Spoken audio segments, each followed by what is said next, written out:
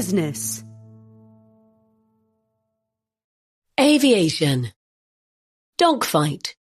Can China smash the Airbus Boeing duopoly?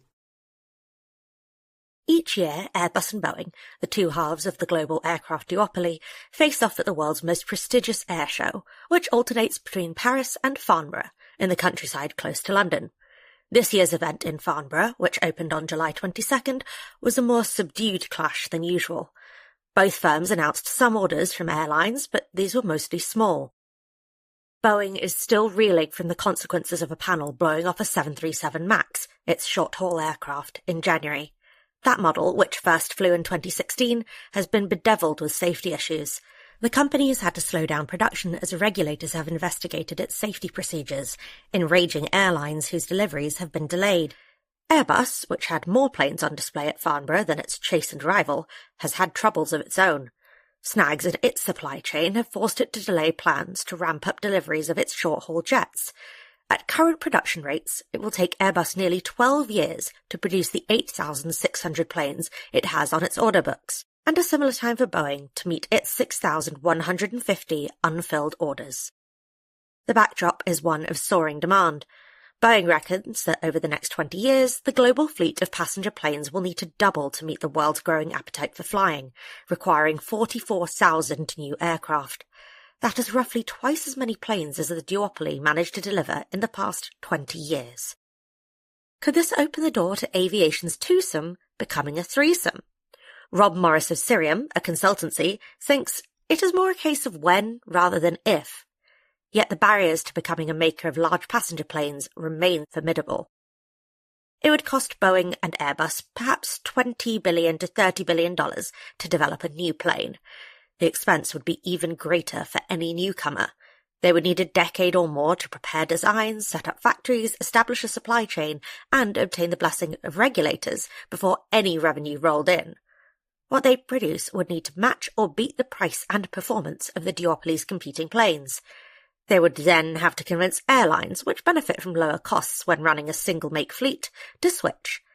And they would need to build the vast network of service technicians any customer would require before signing a check. Embraer, a Brazilian aerospace firm, is rumoured to be contemplating a tilt at the duopoly.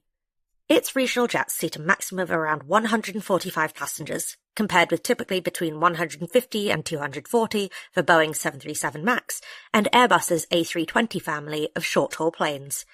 Few pundits dispute that it has the engineering prowess. Yet the experience of Bombardier, its one-time rival in regional jets, suggests that is not enough. The Canadian firm invested vast sums in developing its C-Series jet, larger versions of which could compete with smaller versions of Airbus's and Boeing's short-haul planes. The financial strain this placed on the company, coupled with tariffs imposed by America after an anti-dumping complaint by Boeing, led it to sell the program in 2017 to Airbus, which now markets the aircraft as the A220. Bombardier ceased making regional planes altogether in 2020, though it still makes business jets. Taking on the duopoly from a standing start would be even riskier. After 15 years of soaring costs and technical snafus, Mitsubishi Heavy Industries, a Japanese industrial giant, called time last year on its project to develop SpaceJet, a small regional plane that would have been its country's first homegrown passenger aircraft in decades.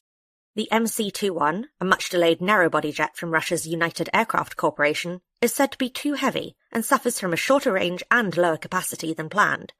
While it may begin commercial service next year and has a few hundred domestic orders, it is unlikely to do much flying outside Russian airspace. China's determination to become an aerospace superpower, and its willingness to throw fistfuls of yuan at the effort, presents the biggest threat to the duopoly.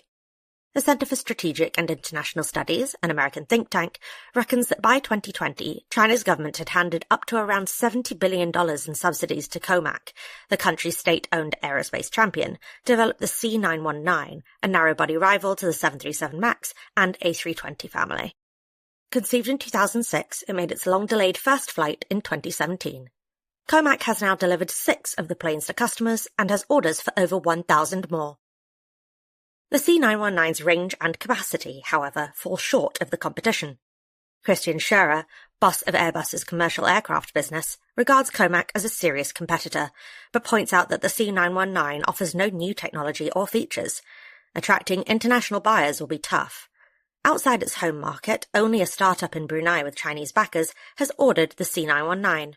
Western aviation regulators will be wary of approving a new jet from a new manufacturer, and Western politicians could grumble about domestic airlines purchasing Chinese planes. Even if Comac meets its goal of making 150 C919s a year in 5 years' time, which seems ambitious, it will remain a minnow. Cirium reckons that 1,800 short-haul jets will be sold annually by then, meaning Comac would account for less than a tenth of the total. Boeing still hopes it will ramp up production of its 737 MAX to 50 a month by 2026. Airbus intends to be making 75 A320s a month by 2027. That said, a slow climb does not mean Comac will never reach altitude. Mr. Morris of Cirium reckons that over the next 20 years it can capture 20 to 30% of the Chinese market for 6,000 short-haul planes. China's domestic aerospace supply chain should also develop further. Only 14 of the 82 suppliers for the C919 are Chinese, and many of the most complex components come from America and Europe. But China's government is endeavouring to change that.